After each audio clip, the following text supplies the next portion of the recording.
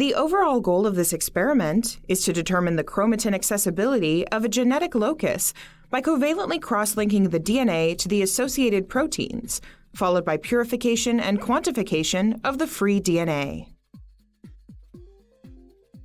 This method can help to answer key questions in the chromatin field, as DNA accessibility can be determined regardless of the cell type in untreated cells and also in cells undergoing chromatin remodeling.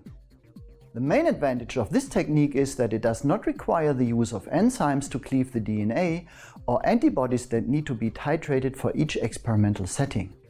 This protocol has the additional advantage that it does not require any special equipment other than a sonicator.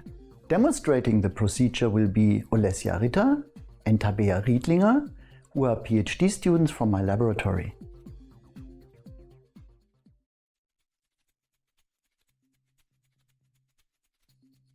To begin the protocol, add formaldehyde directly to the growth medium of cells that were seeded 1 day before to reach a final concentration of 1% volume by volume.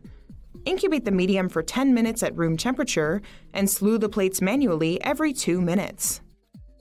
Next, add glycine to a final concentration of 0.125 molar to quench the formaldehyde.